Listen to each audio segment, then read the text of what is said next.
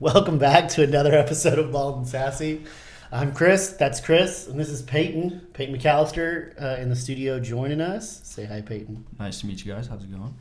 Another one of our small group guys. Yeah, well, although none of them are small anymore. No, almost all of them are bigger than us. Yeah, this is... Like, I'm 5'10", and I think 90% of our group is taller than me. Well, I would wrestle with you a little bit, Payton, when you were like a sophomore. Yeah, and then junior year hit, and I remember one time and I was like, and we're done. We are done. So he's also like, what are you ranked in Texas? 5th right now. Okay, so he's 5th in high school wrestling. So what are you, 190? I do wrestle 190 away, about 200. Okay, yeah. So we're only about 15 pounds apart. And, well, you're a little bit denser than I am. Maybe not in the head. I'm denser in the head, but... And he's also had more training, I think, in just a lot. wrestling. Well, and so Okay. especially, like, there's... Like, he does, like, American wrestling. Like, it's very fast. Very quick, fast twitch. Very stuff like that. Like, I've done jiu-jitsu, but, like... Which is good against most, except for pretty much American wrestling. Like, if I'm as strong as you and I can pin you, jiu-jitsu can work against an American wrestler. Like, if I can keep you on the ground.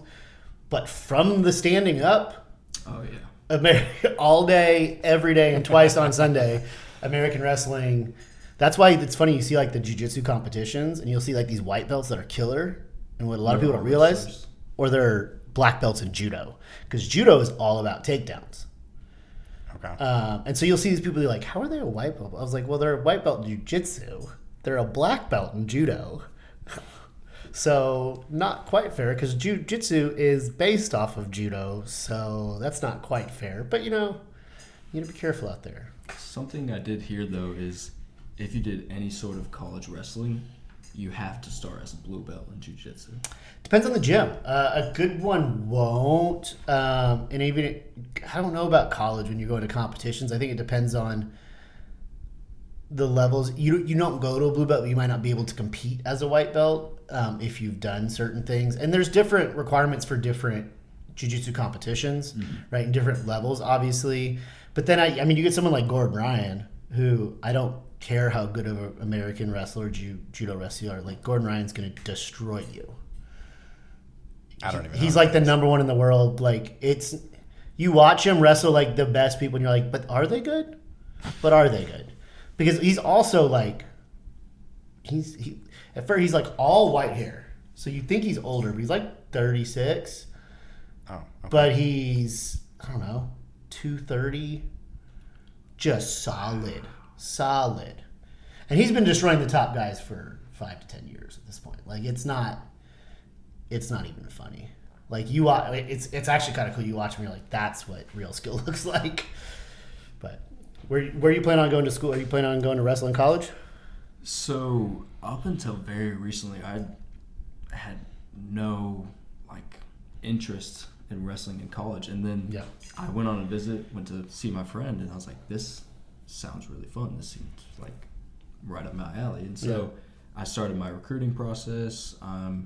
Editing some videos to post online, and I'm reaching out to coaches right now to see where I can go. Okay. Go hit up Iowa, Illinois. There's some that'd be hard. I think Midwest. maybe if I was a state champ, I could have a chance. Yeah, in Iowa. You can be the best in your state and still not compete at Iowa. Mm-hmm. Yeah, that's a world class. Kind of cream of the crop. I mean, it's the best of the best. Yeah, they've had multiple Olympic athletes, stuff like that. I don't follow wrestling at all, but I could tell you Iowa is a powerhouse when it comes to wrestling. Yeah, it's For sure, yeah. Iowa, Penn State, OSU. yeah. OSU wouldn't be a bad one. They're really close. Another one that has a decent one that's kind of underrated, Arkansas. Do you know in track and field, in the last 60 competitions, so since I started doing it, so 60 years of competitions in track and field, Arkansas has won 40. I know Arkansas. 66% Yeah, of all track and field events they win. That's insane. Yeah. that is. Their college football, not so great. All of their other sports, especially their Olympic stuff, pretty darn good. Well, They've they're had good their for years. non-SEC, but like overall, they're just never. Yeah, Arkansas had their years, but it's been a long time. They just don't have enough. They don't. Especially with NIL, they just don't have enough. They don't have enough. Well, I feel like the last time they were relevant was probably with like Darren McFadden when he was doing like his Heisman run. Yeah, that was long before I was paying attention to football. Because I don't know.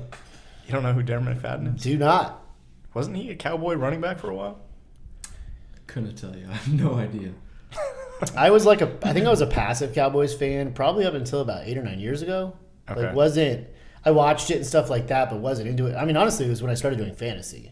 Okay. That then it made it easier to watch more games, and you're invested in players. And then anyone who knows me knows if I'm going to do something, I just like dive in. So then I started doing fantasy and watching videos, and then the more you like any sport, the more you know about it, the more fun it is to watch.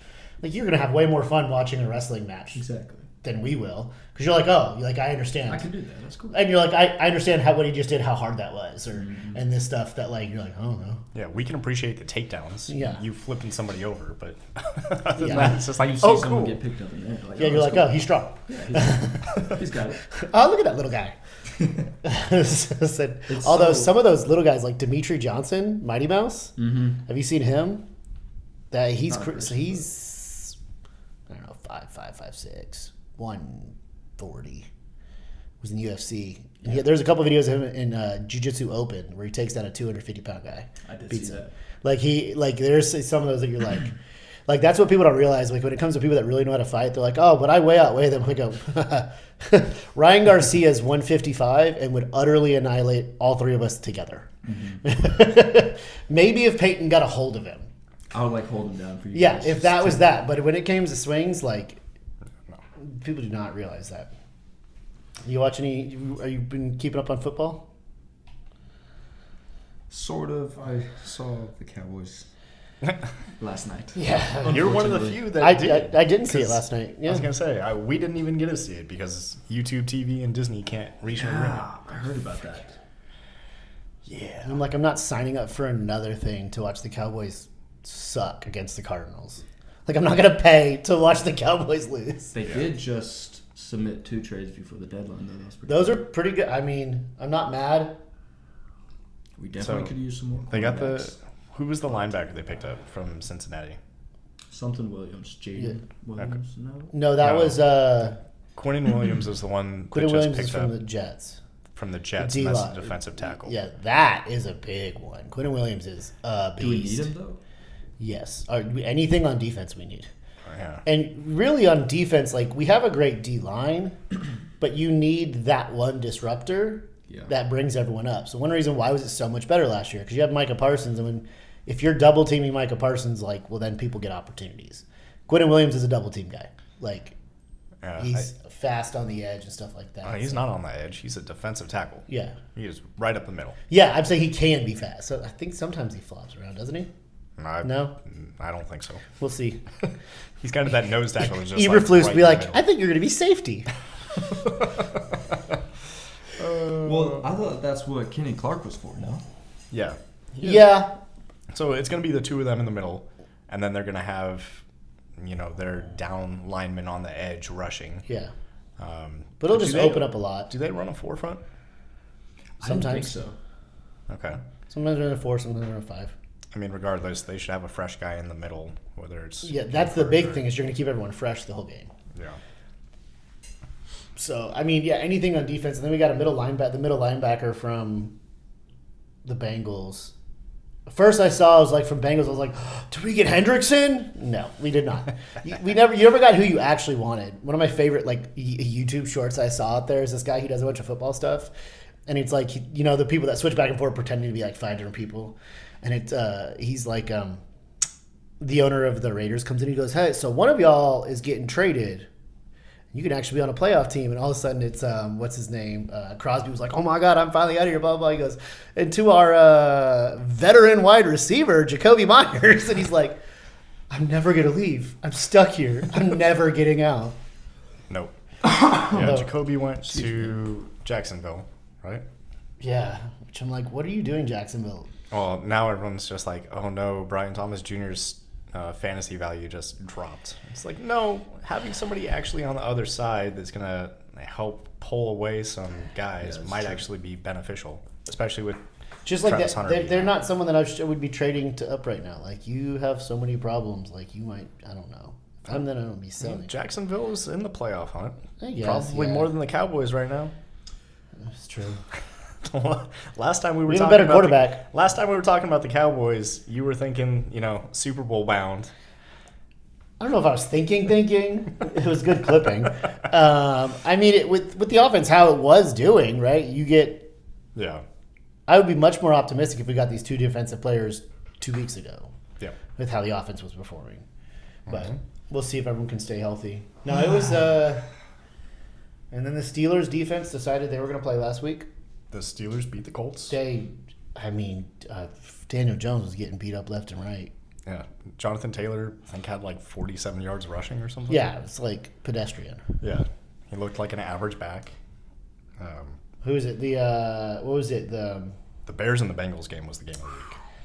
That was absolutely insane. I feel so bad. I was insane. For just in general their offense. Like just that is just pathetic. Who's like offense? you saw some of the Bengals like offensive players like their interviews afterwards. Yeah. Like they couldn't even keep their So just get off the demoralized. field. Like this is like how do you score 47 points, 42 points Yeah, 42. and lose? How? That shouldn't be possible. Like it shouldn't. I mean, the Bears were. I feel like they were trying to compete who could score the most and who could have the worst defense because they were both sucking it up. Yeah. But then the Panthers, Rico Dowdle's the number one running back right now. You mean for the week? No, he has the most yards. It can't be for the season. How? Yeah, he's like 800 something yards. He's only started, 3 weeks ago? I mean, he's had like 3 or 4 big weeks, but there's no way he can't be ahead of Jonathan Taylor. Oh no, yeah, but you're like, of course it's the Cowboys. We're gonna let go Rico Dowdle. Yeah, And this guy's out here killing it. Yeah, if we're talking over like the last 4 weeks, maybe he stands a chance of like being a top 3 back.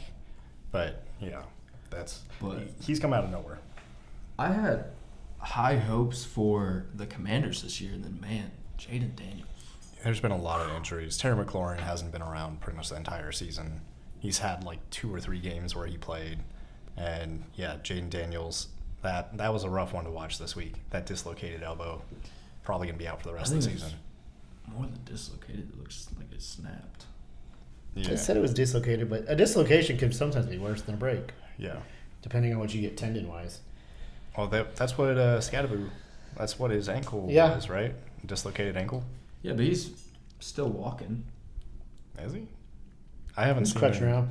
That could be a lot worse than Jaden Daniels because he's a running back. So when your ankle is not 100%, that's really hard. This was Jaden Daniels' non-dominant arm. So That's good. Yeah, That's good. thank goodness. So there was- Ravens absolutely blew out the Dolphins. they could be back. Dolphins look like they're dead in the water. Broncos and Texans was a good defensive game. Patriots and the Falcons, that was surprisingly close. Falcons are one of those teams that, like, they're a good team. They've got good players. It's just like, what's going on? Oh, yeah, I'm kind of like the same with the Packers. Like, some weeks they look like one of the best teams, and then other weeks they're just like, we just lost to Carolina. What just happened? Yeah, I don't. The Packers were looking killer at the beginning of the year, and now you're out here like, what are you doing? Well, especially who is it? LaFleur at the beginning of the week was asked about Halloween in an interview, and he was all just like stoic. He's like, I'm not worried about Halloween. I'm worried about winning games.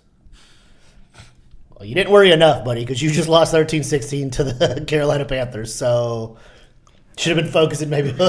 And then J.J. McCarthy comes back off injury, and he beats the Lions. Yeah, like I didn't see that one coming. I thought that was a lock that they were going to lose. Yeah, I mean, last time we were talking, I was saying I thought the Lions were the best team in the league. And here they do and come out and lose to the Vikings.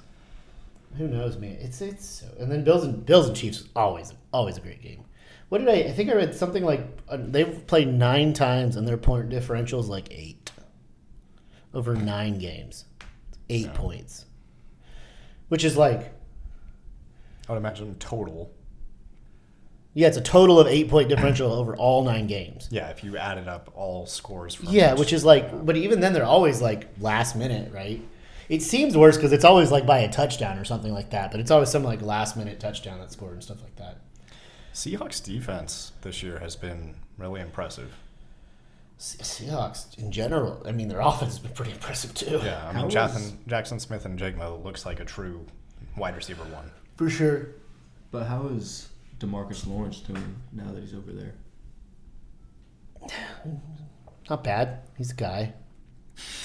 I mean, he was never really the guy, but he was like really good for probably 3 years, like a lot of people are. Like I feel like a lot of people just always forget that it's like, what happened? You're like, that's most players are gonna have like a 2 to 4 year stretch where they're like, yeah.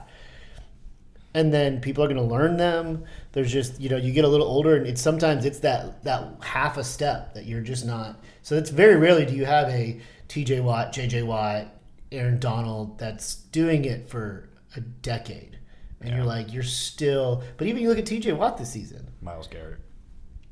Yeah. Oh my gosh. I mean, but TJ Watt, right? Like, he's looked pedestrian the last couple games, and then, he's back. Okay. But that's part of getting older sometimes. Like, you just maybe can't do it every game. I think with those guys, it's really, the impact towards the end of a game. Yeah. You get in that fourth quarter, you've been getting double teamed all game, still got the energy to go for it, and then you get an important I don't feel third like down TJ's sack. had that the last couple weeks. Like, I think they. I know he did this week. This week, yeah. And but some of that's getting older, right? Like, you can't do that every week. That's why it's so crazy when you have someone that's been doing it as long as some of these guys, and you're like, how are you still just like the dude? And then my tight end in like 4 different leagues, Kraft, is gone for the season with an ACL. Man, that one hurt. That was tough. I played against Brock Bowers this week. That was fun. I had Ellison. I had I was down to like single-digit % chance to win, and I had Brock Bowers, and ended up blowing him out by like 20 points. Oh yeah, 47 points in fantasy. Yeah, it was in the 40s. Yeah. Stop. But did Trey Hendrickson end up getting traded? Nope. Really? Yeah, he's still there. They probably. I mean, if it knows the Bengals, they probably won like 2 1s, 2 2s, and 2 3s. I don't know. And you're like, well, I got to pay the guy. I mean, really, the big names were Quinnen Williams and Sauce Gardner.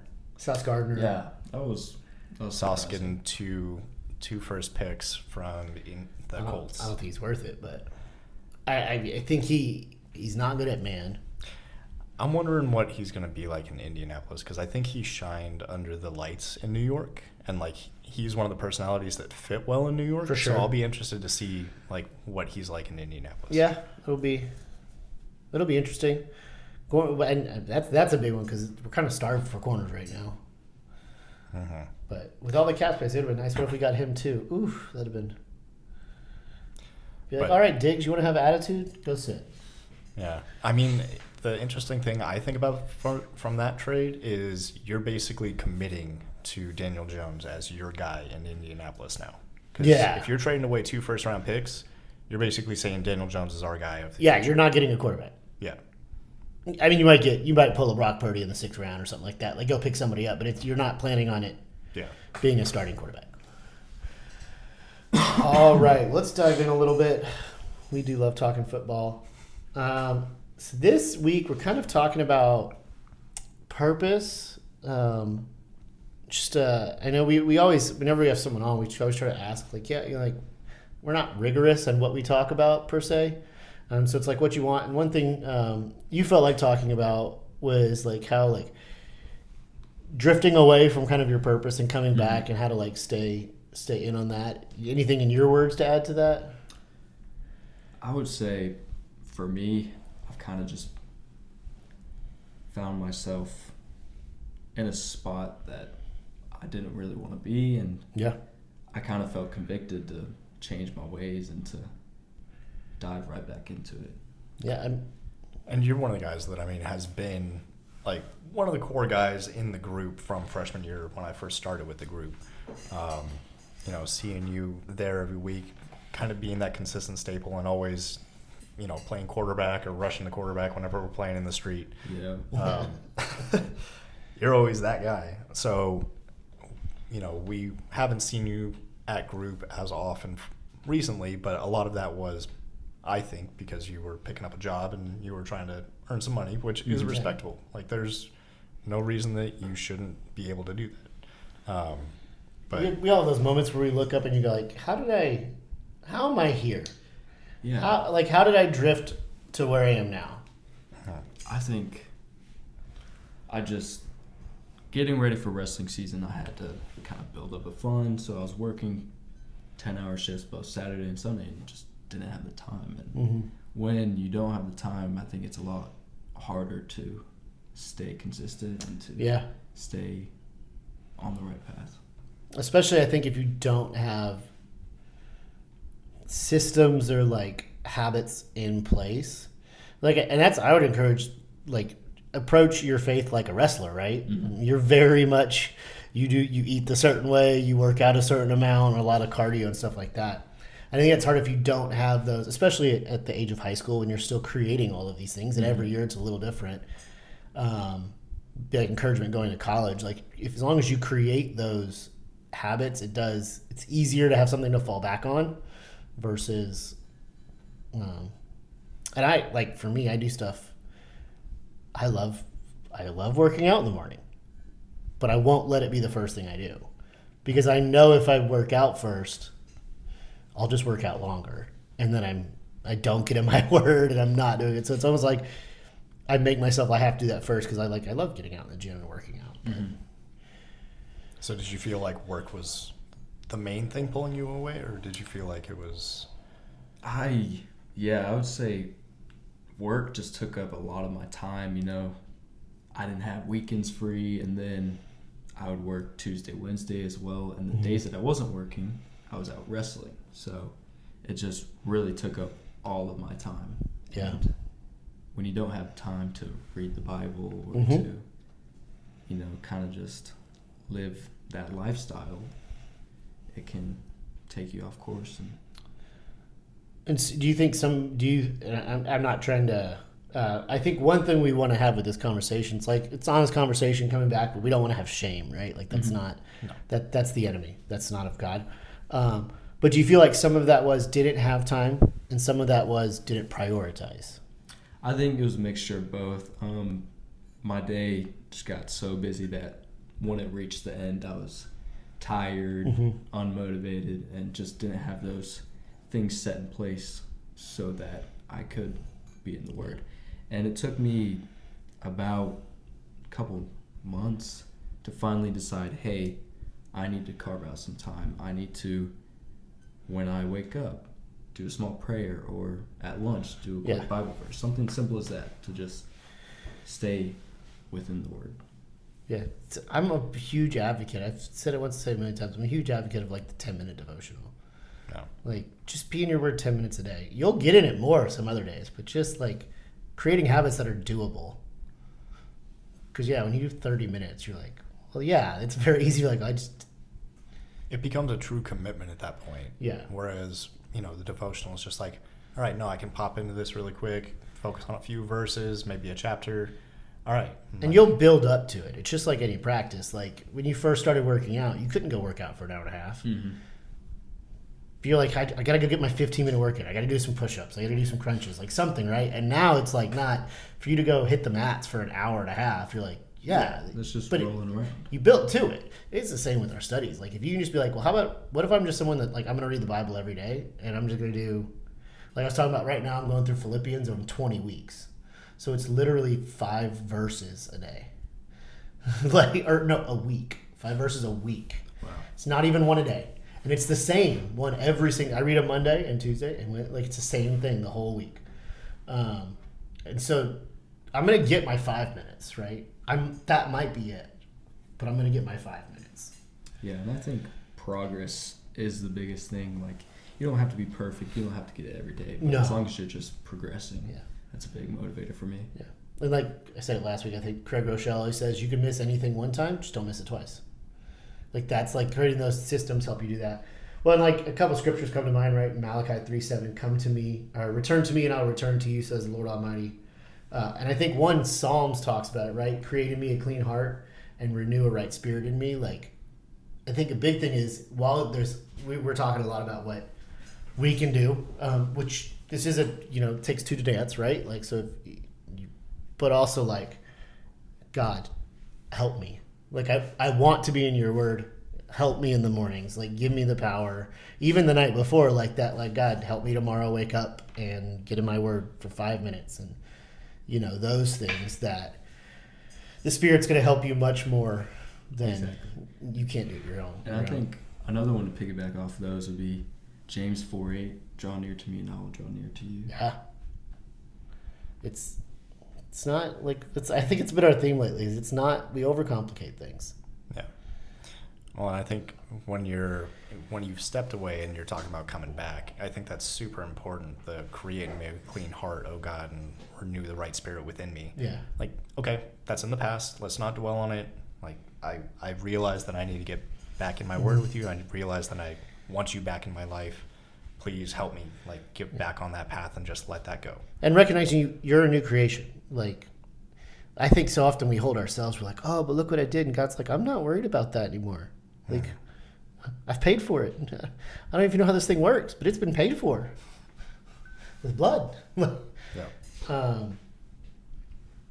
So what do you think are some of the temptations or things, like we talked about things like, what are some temptations or things looking forward that you would do to avoid the drift in the future some?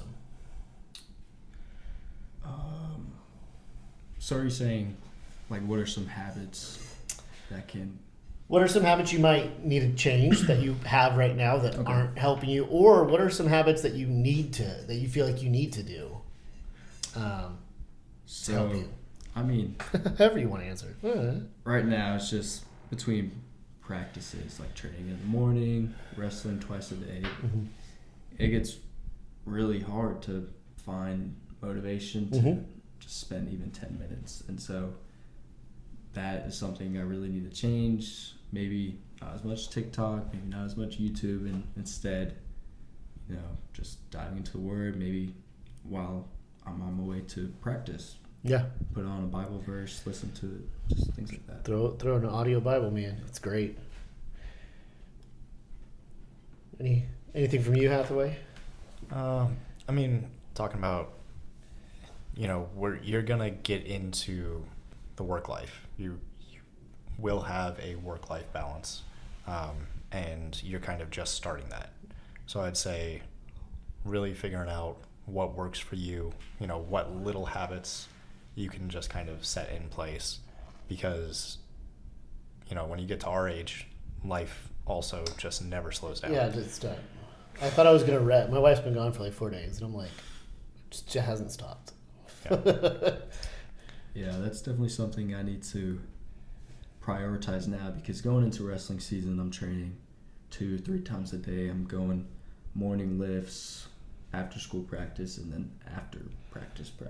And so training 3 times a day, it's hard to, for one, find the motivation and the time. Yeah. So. And wrestling is a large mental game too. Like, it's obviously there's a huge physical aspect of wrestling. I always say there's a athlete shape and wrestling shape, and they're not the same thing. Yeah, you get these football players who are like, I could wrestle, be like, you are not in good enough shape to wrestle. It's a whole nother level. This year I ended up going back to football. Senior year, kind of just want to live it up. Yeah. With my friends, play different sports, and so when I went from wrestling to football, I was shocked that I used to call football like difficult. Yeah, the conditioning, you're like, this is easy, guys. I'm just sitting around. This is our warm up, bro. It was fun. It was fun for sure. I'm a little worried about my conditioning level right now. Yeah, it's different. Well, it's like when I started doing jiu-jitsu, is like you get in there, people are like, oh, so it's really difficult. I go, I work out all the time. Be like, cool. Well, that was your lungs will burn. Even when I was like in peak soccer form, like I was practicing about 4 hours a day. Yeah. Running. Yeah. Like just ridiculous amount of miles on my legs. But then like I would get in a pool, and swimming, no matter like how good of shape I was in, would always kick my butt. It's insane. Like there's just certain things that just take it to another level. Yeah, unless you train it specifically, it's just gonna kick. And you have pool wrestling, and that. No, I'm just kidding. That's super crazy. It's a new Olympic sport. Look it up. Yeah, no, I'd second what Chris said. Right, like a little bit direct too. Like talking about the mental game in wrestling, right? a portion of that, like if you look at the people at the top, they have very good morning routines. Mm-hmm. And that's going to be very true. If you look at the best wrestlers, they're going to have extremely good morning routines, physically and mentally, right? But that's even in your work life. You see the people that do succeed, you're going to have, you can sheer willpower for a long time, but the top of the top people have very rigorous morning routines that are like, I read this and I read that and I sit here in this and I have mindfulness exercises. Even if you're talking like to non-Christians, like meditation's a huge thing and just thinking on your day and stuff like that. Like self-affirmations. Creating those habits now, and like don't believe the lie that it has to be spontaneous. Like systemize your habits.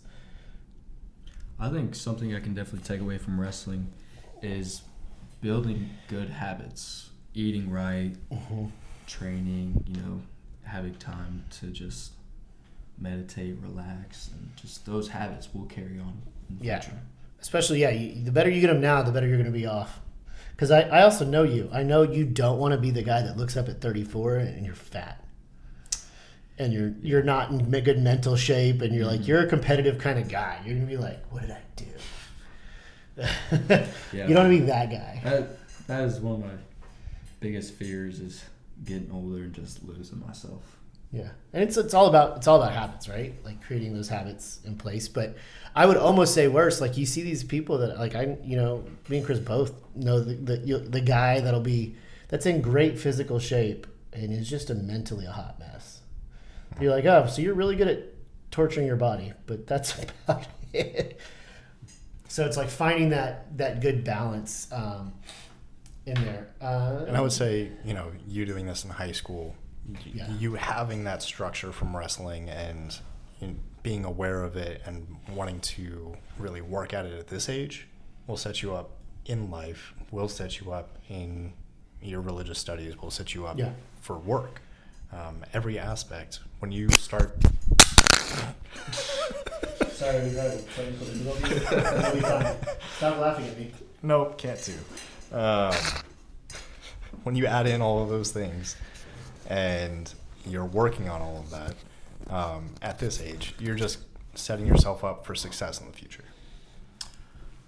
Of course, and I think the two main things that have kind of helped me with that is, one, wrestling, but also home group. I think having a group of guys around you that push you to dive into your word and to encourage you, say, hey, here's something I tried. What do you think? Go ahead and, I think you should try it. And just, that's something I miss. That's something I haven't had the past couple of months, just working out of work, and just, I've missed it a lot. And it's really exciting to get back into it finally. And this is one thing I'd say, which could be a little controversial, but I would encourage, while it's good to work hard and make money, I would look, and I'll stand by this, I'd look at any parent and any student, and it's I would rather all day long you be struggling a little bit, but be in community than working, right? Those are those things that because if you, and we talked about habits, right? What you don't want to be also is that 25-year-old guy that is working hard, but doesn't have time for his family, doesn't have his community, right? You see that. And so it's if you can, it's easier now to set those habits that it's man, I just don't work on Sundays. It's just not a thing. Yeah. It's just not going to happen. Does not matter. Now I do my Sabbath, so I do it from 7:00 Saturday night to 6:00 Sunday, because a lot of times I need Sunday night I need to check my calendar, I need to see if there's anything I need to get ready for Monday and stuff like that. But you have that time where it's I just don't work Sunday, it just doesn't happen. Yeah. And if you can set those habits now, it gets a lot easier when you grow in there, because then you can look at someone, they're oh, well, Sundays are a car, but you're man, this might not be the job for me. And I've had that, and people are oh, okay, all right, thanks man, thanks for the interview. But you're gonna be really happy you did that as you get older on, because you see the people that it's then they work and you're you don't have no in you, and they might make great money, but at what cost? Yeah, and so I think, you said, being around community is really good, because we talked about at camp and stuff like that, like holding each other accountable and like calling each other to a higher standard. It's also part of the competitive nature. Like you having other people around you that are doing something, like you want to be one of the best at that as well. Yeah. So having the other people push you to, I'm doing this and I'm doing this, and you're just like, okay, I want that. Yeah, and for me in wrestling, I try to look for someone that's just a little bit better than me, and I kind of chase after it. It should be a little bit the same in home group, having someone that can help push you and kind of lead you in the right direction. Say, hey man, I'm doing this, how about you try it? And just having someone like that is really pivotal. Rock and roll. What would you say to someone right now who feels far away from God? Oh, that's a good one. I would say it's never too late. God is always right by you with open arms, and he wants that relationship with you. He wants you to pursue him, and he wants you to draw near to him. And I think just starting little, maybe it's a prayer at lunch, maybe it's waking up, saying a quick prayer, just starting small and just going from there, honestly. Mm-hmm. Progression is key, and once you start, it's really hard to stop. I think that's a great point. And we've kind of already touched on it. I think also finding community that wants to pull you into it is a huge part of it. Finding the people that are going to keep you accountable and generate some excitement around it is really crucial in if you're feeling pulled away or distant, having that community that, you're seeing the other people there, that you're seeing the positive things impacting their life or are willing to talk about the struggles that they have and, kind of find people that you can confide in and kind of talk through that with. The thing that I find great about the home group community is you can be struggling with something and everybody there wants to see you succeed. They don't have anything that they're trying to truly be competitive with you. Oh, I want to make more money than you. Oh, I want to do. No, it's I want to see you be the best version of yourself, and I want to help you get there. Yeah. And that's one of the things that I've loved about getting involved with home group and just volunteering at church in general is the people that want to see you succeed. Yeah. Having those people around you. All right, we're going to pause real quick, guys. We don't do this very often. We're going to we have a lot of good conversation ahead of us. We're going to do a two-parter on this one. So you're just going to have to tune in next week to get the rest of this. All right, peace.